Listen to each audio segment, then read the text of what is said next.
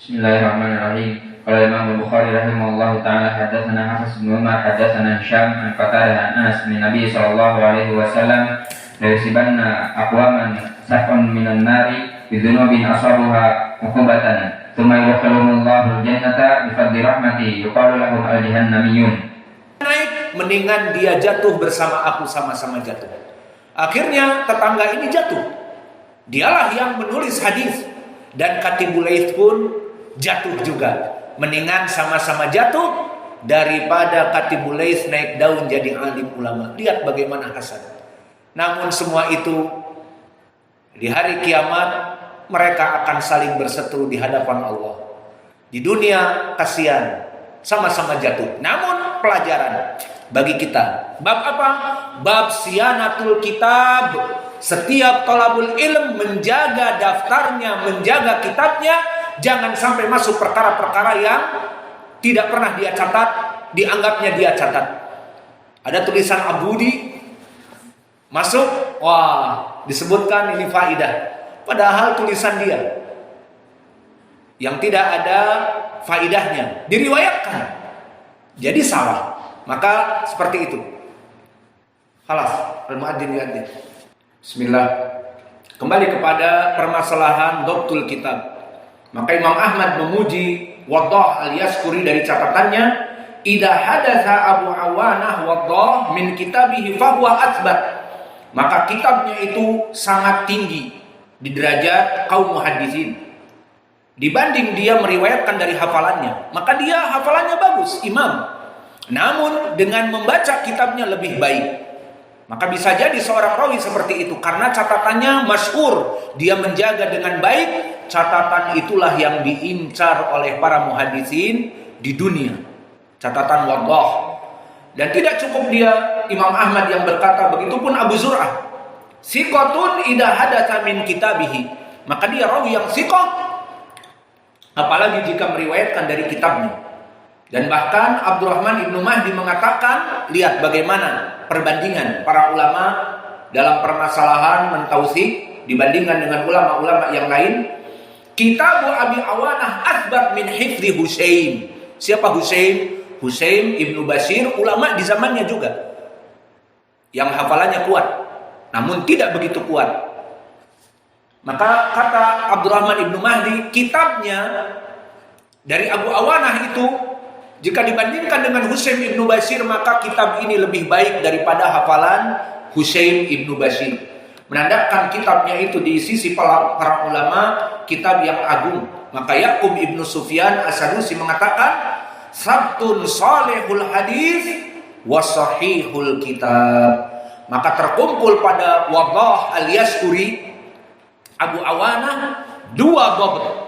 Dhabtul kitab hafalannya kuat, dan dhabtus sadr hafalannya kuat, sadr, dan kitabnya kuat, kitabnya benar.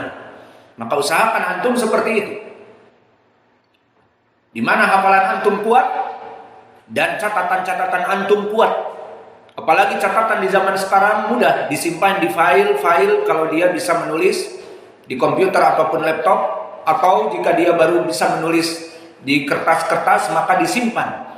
Maka suatu hari dia butuh perkara, tinggal ngambil. Apalagi setiap pelajaran ada kitabnya khusus, seperti Akhuna Masya Allah, ini khusus pelajaran bahasa Arab, ini kitab akidah, ini umdah, ini apa. Fawaid dari umdah dibuat, fawaid dari tafsir dibuat khusus. Maka mudah untuk mengambil fawaid. Maka dhabtul kitab dan dhabt sadr jika ada pada seseorang itu lebih baik, dan itu yang ada pada Waddah al-Yaskuri. Disebutkan oleh para ulama bahwa dia dari segi hafalan hafidh. Apalagi jika meriwayatkan dari kitabnya jelas lebih baik.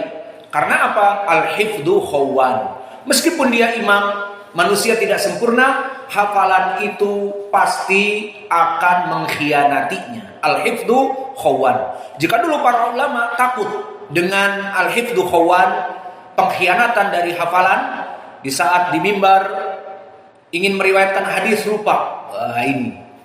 Ataupun di saat meriwayatkan di majelis tiba-tiba lupa dan dia tidak membawa catatannya, maka itu bahaya. Bisa jadi dia melantur, ditulis oleh para murid muhaditsin sedunia, kemudian ternyata salah. Bisa menyebabkan dia nanti ditinggal hadisnya. Maka al-hifdzu khawwan, para ulama zaman dulu yang hafalannya hafid tetap membawa kitabnya.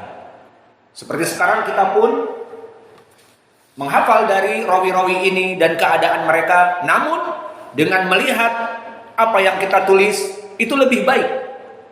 Kecuali dalam muhadarah, dalam khutbah, maka lebih baik tanpa catatan, itu lain lagi. Selesai dari waddah al-yasturi, maka jagalah kitab-kitab kalian, jagalah daftar-daftar kalian, jagalah faidah-faidah kalian. Kemudian meriwayatkan dari Al-A'mash, dan dia adalah Sulaiman ibnu Mihran al-Ashadi, dan Sulaiman ibnu Mihran telah terlewat beberapa kali nama-nama ini. Maka Sulaiman ibnu Mihran hidup di tabaqah yang kelima. Maka tadi Waddah di tabaqah yang ketujuh dari ru'usnya kelompok itba'ut tabi'in, maka tabaqah yang kelima dari tabi'in yang kecil, lebih kecil dari tabaqah yang keempat. Maknanya di sini tabaqah as-sughra minat tabi'in yang mereka itu melihat satu ataupun dua dari sahabat dan tidak pernah mendengar. Maka Al-A'mash melihat Anas ibnu Malik, namun tidak pernah mendengar. Maka ini tabaqah yang kelima.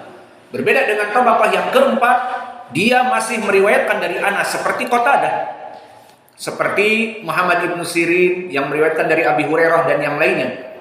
Maka di tabaqah yang kelima ini mereka melihat para sahabat tetapi tidak meriwayatkan dari sahabat. Maka sezaman dengan Sulaiman ibnu Mihran di tabaqah ini adalah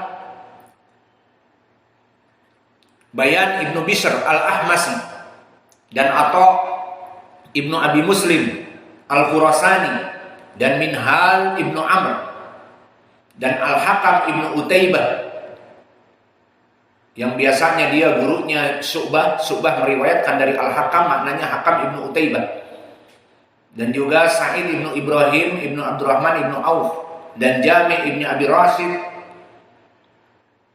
dan Ayub As-Sikhtiyani, Ayub ibnu Abi Tamimah As-Sikhtiyani hidup di zaman yang kelima ini, di tabaqah yang kelima. Maka di tabaqah yang kelima juga Sulaiman ibnu Mihran imam. Dan kita tidak panjang-panjang pada Sulaiman ibnu Mihran imam, yang jelas Allah menjadikan dia terkumpul padanya Al-Quran dan Sunnah. Yang mana Al-Quran dan Sunnah adalah landasan dasar di dalam agama Islam dalam beristidlal. Maka dia imam dari Al-Quran, ahlul qiraah di zamannya. Semua orang dari dunia berjubel datang kepadanya untuk mengambil qiraah Al-A'mash. Selain itu kesempatan juga apa?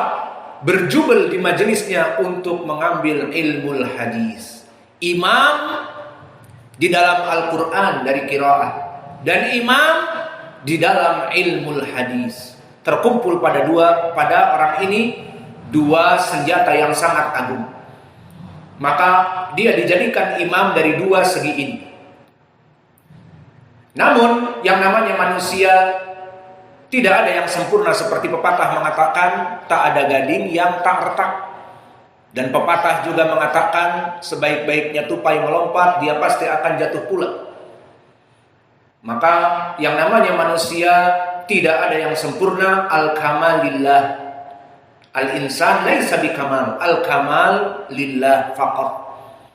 Fa idzan hadal imam, dari segi ilmu tidak ada tandingannya. Al-Quran dan Sunnah di tangannya. Lalu dari segi apa? Allah menginginkan orang ini tidak sempurna. Dari hatinya senang mentadlis. Maknanya dia tidak mendengar dari gurunya mendatangkan lafaz-lafaz yang umum seperti qala, seperti an. Tidak mendengar padahal dari gurunya, tapi Allah inginkan dia sedikit jatuh dari itu. Akhirnya dia katakan an. Diharapkan murid-muridnya ini tidak memahami bahwa dia tidak mendengar. Akhirnya difahami bahwa dia mendengar padahal tidak mendengar. Maka sifat tadlis ini buruk. Sampai Imam Syu'bah mengatakan at-tadlis akhul kadhib, bahwa tadlis ini saudaranya dari dusta. Jelas berbeda, namun namanya juga saudara ya berbeda. Kalau bukan saudara ya berarti dia. Dan juga disebutkan di beberapa riwayat, lau syaribtul himar, lau syaribtu baulal himar, ahabu ilayya min an udallis. Jika aku disuruh memilih dua perkara, minum kencing keledai ataupun melaksanakan tadlis, dalam riwayat aku lebih memilih untuk meminum air kencing keledai daripada melaksanakan tadlis, melaksanakan an dan qala kepada murid-muridku agar disangka didengar, misalnya seperti itu. Maka ini adalah penyakit, dan penyakit ini dikarenakan penyakit hati ingin syuhrah, ingin terkenal, padahal dia sudah imam. Namun seperti itulah keadaan orang-orang yang mudallisin.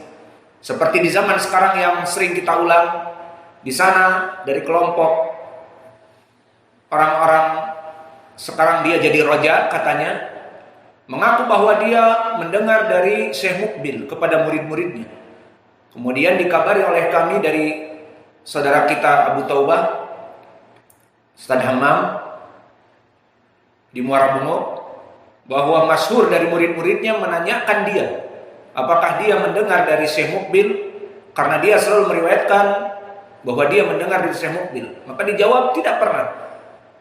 Dia tahu siapa yang datang setelah Syekh Mukbil meninggal dan sebelumnya. Maka seperti itulah dia mentadlis mungkin dengan an atau qala Mukbil al-Wadi'i, disangka oleh murid-muridnya mendengar padahal tidak mendengar. Seperti itu. Lalu kenapa? Apa yang diinginkan? Karena mengambil langsung dari Syekh Mukbil sanad Ali. Maka dia mengambil sanad dari Hajuri dulu, dan Hajuri Mubtadi', baru dari Mukbil al-Wadi'i. Maka di sini mungkin sanadnya dia tidak inginkan dari Hajuri, maka meriwayatkan langsung an Mukbil dengan an anah ataupun qala, dan masuk kepadanya tadlis. Maka ada, ini saya misalkan, ternyata memang seperti itu. Ada yang di hatinya sesuatu. Maka para ulama di zaman dulu banyak. Apalagi dia ingin meriwayatkan dari guru-gurunya yang tinggi-tinggi, yang sanadnya ali. Dipikirnya oleh muridnya dia mendengar dari gurunya, sampai muridnya kagum. Masya Allah, ternyata syekhku ini gurunya adalah fulan ulama dulu yang kibar. Ternyata dia mentadlis an, tidak mendengar dari gurunya. Nah inilah penyakit tadlis, ingin syuhrah, ingin lebih terkenal. Dan ini adalah penyakit hati. Maka dulu Imam Syu'bah bagaikan KPK di zaman sekarang. Maka dia jika datang ke orang-orang mudallis dari gurunya, diantaranya Al-A'mash gurunya, dan Qatadah gurunya, dan juga Abu Ishaq As-Sabi'i, 3 orang ini. Jika datang Syu'bah di majelisnya, ketar-ketir mereka bertiga.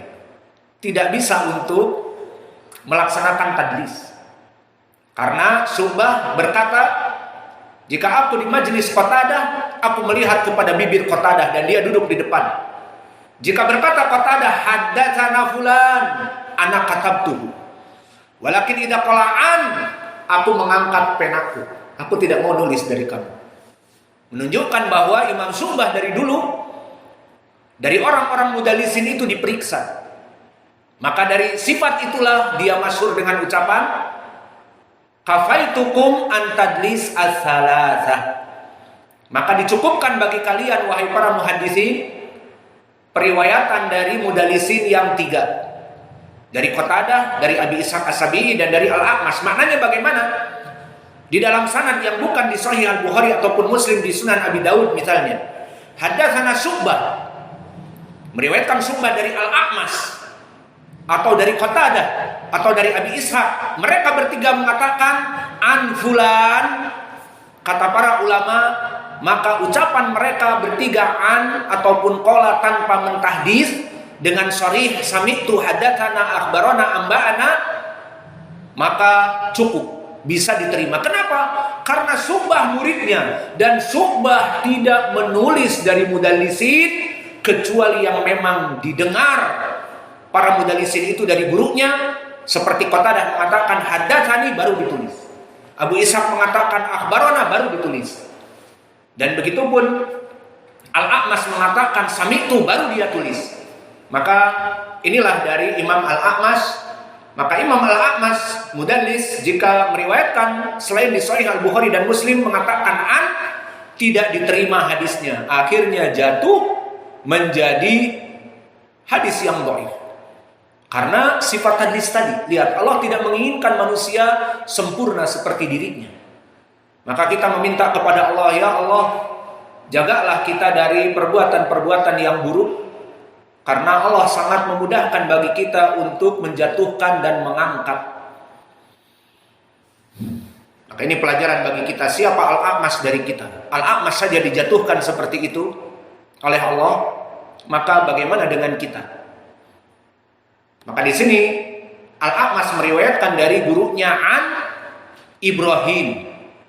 Maka di sini sebagian ulama mengatakan meskipun di selain Sahih Al-Bukhari dan Muslim, jika Al-A'mas meriwayatkan dari gurunya yang tiga, pertama Ibrahim ibnu Yazid An-Nakhai, dan yang kedua Syaqib ibnu Salamah Abu Wa'il, dan yang ketiga Abu Saleh Zakwan As-Samman. Jika Al-A'mas meriwayatkan dari tiga mereka tadi, meskipun dengan an-ana dan selain di Sahih Al-Bukhari dan Muslim, dianggap bersambung. Kenapa? Karena Al-A'mas dulu waktu menuntut ilmu datang kepada tiga orang ini, duduk bertahun-tahun padanya. Sehingga jika seorang rawi min asbatin nas, dari orang yang paling banyak duduk periwayatannya,